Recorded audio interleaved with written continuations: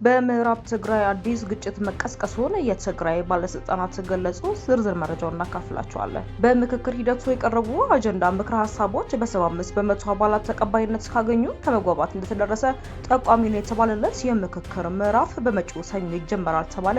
ስለዚህም ጉዳይ እናጋራችኋለን። በብር ደሞዝ የሚከፈላቸው ሰዎች ገበያቸው እጅግ ቀንሷል። የቀድሞ የዓለም ባንክ ፕሬዝዳንት የኢትዮጵያ የምንዛሬ ሪፎርም ደህንነት አባብሶታል አሉ። የቮይስ ኦፍ ኢትዮጵያን ቤተሰቦች ሰብስክራይብ ማድረጋችሁን እያስታወስናችሁ በዝርዝር ወደምንመለከታቸው ጉዳዮች እናልፋለን።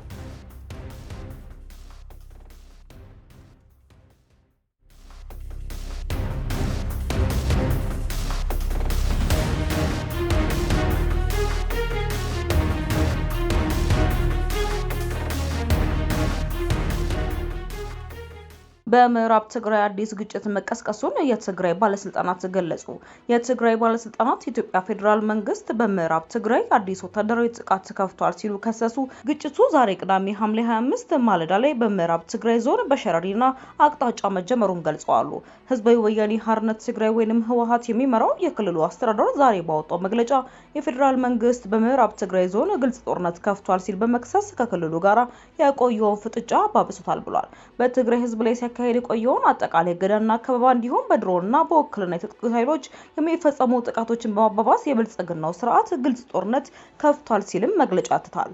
በትግራይ ባለስልጣናት የቀረበው ይህ ክስ በፌዴራል መንግስቱና በክልሉ አስተዳደር መካከል ለወራት ሲካሄድ የቆየውን የፖለቲካና የወታደራዊ ውጥረቱን ተከትሎ የመጣ ነው። መግለጫው የአውሮፓውያን አቆጣጠር በ2022 የፕሪቶሪያ የግጭት ማቆም ስምምነት ከተፈረመ ወዲህ የፌዴራል መንግስት የተለያዩ ሴራዎችን፣ እገዳዎች፣ ከበባዎችንና ወታደራዊ ዝግጅቶችን ሲያካሄድ ቆይቷል ሲል የከሰሰ ቢሆንም ማስረጃ ግን አላቀረበም። መግለጫው የህልውና ትግል ባለው አዲስ ግጭት ውስጥ በትግራይ የሚገኙ ነዋሪዎች፣ የጸጥታ ኃይሎች፣ የሲቪል ማህበራት ድርጅቶችና የሃይማኖት ተቋማት እንዲቀላቀሉም ጥሪ አቅርቧል። ለብሔራዊ ውድመት ፈጽሞ አንበረከክም ያለው መግለጫው የትግራይ ኃይሎችና ደጋፊዎች ትላንት እንዳደረጉት ሁሉ ዛሬም ተአምራዊ ታሪክ ለመስራት እንዲዘጋጁም ጥሪ አቅርቧል። ዓለም አቀፉ ማህበረሰብ በክልሉ ከተቀሰቀሰ ጦርነት ሊከተሉ የሚችሉትን አደጋዎች ተረድቶ አስፈላጊውን እርምጃ መውሰድ አለበት ሲልም መግለጫው ገልጿል። የኢትዮጵያ ፌዴራል መንግስት ለቀረቡት ክሶች እስካሁን አፋጣኝ ምላሽ አልሰጠም።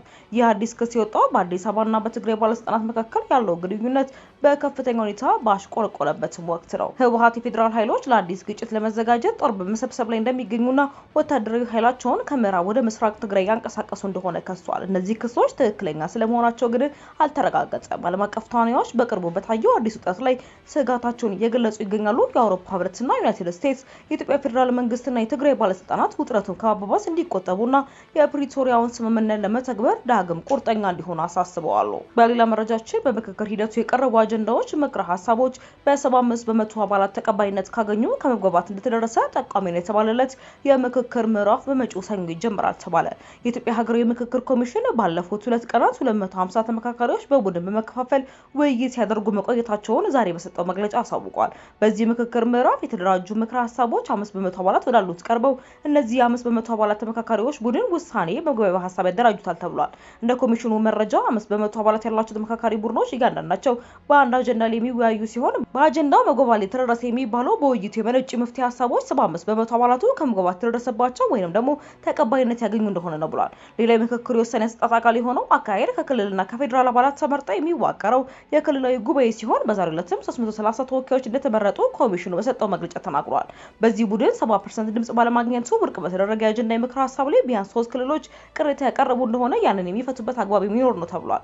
በቀደሙት የድምጽ አሰጣጥ ሂደቶች 70 በመቶ ድምጽ ማግኘት ሳይቻል የቀረ የአጀንዳ ምክር ሀሳብ በዚህ ቡድን በድጋሚ ታይቶ የሚጠበቀውን ዝቅተኛ የ70 በመቶ መስፈርትን ካሟላ ወደሚቀጥለው ምዕራፍ የሚሸጋገር ይሆናል። የቮይስ ኦፍ ኢትዮጵያን ቤተሰቦች ሰብስክራይብ ዳግም ማድረጋችሁን እያስታወስናችሁ ነው። ዘገባችን እናልፋለን።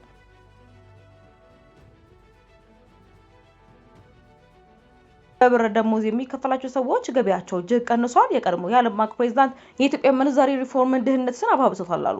የቀድሞ የዓለም ባንክ ፕሬዝዳንት ዳቪድ ማልፓስ የኢትዮጵያ ብር መዳከምና የውጭ ምንዛሬ ማሻሻያዎች ደህንነትን በከፍተኛ ሁኔታ ማባባሳቸውን ተገለጸ። በብር ደሞዝ የሚከፈላቸው ሰዎች ገበያቸው እጅግ ቀንሷል ሲሉ ተናግረዋል። በተቃራኒው ጥቂት ቡድኖች የውጭ ምንዛሬንና የሀገር ውስጥ ብድርን በልዩ ሁኔታ ማግኘት በመቻላቸው ተጠቃሚ መሆናቸውንም ጠቁመዋል። ማልፓስ ስታሊን ፊሸር መስታሰቢያ በተሰኘ መድረክ ላይ ባቀረቡት የፖሊሲ ጥናት ላይ የኢትዮጵያ ኢትዮጵያን በዋና ምሳሌ የተጠቀሙ ሲሆን ሀገሪቱን የእርሻ መሬት፣ ተፈጥሮ ሀብት፣ የውሃ ተስማሚ አየር ንብረትና የሰው ኃይል አቅም ያላት በመሆኑ ትልቅ የእድገት አቅም ያላት ሀገር እንደሆነችም ገልጸዋል። የዓለም ባንክ በኢትዮጵያ ውስጥ ወደ 200 የሚጠጉ ፕሮጀክቶችን በገንዘብ መደገፉንና 43ቱ አሁን በሂደት ላይ እንደሚገኙ የጠቆሙት ማልፓስ ሆኖም የሀገሪቱ የነፍስ ወከፍ ገቢ አሁንም $1100 አካባቢ በመሆኑ ከዓለም ድሃ ሀገራት አንዱ አድርጓታል ብለዋል። የቮይስ ኦፍ ኢትዮጵያን ቤተሰቦች ዳግም ሰብስክራይብ ማድረጋችሁን እያስታወስናችሁ በሌላ ድረስ ነው ተመልካቾች ዳግም እስክንገናኝ ድረስ በደህና ቆዩ።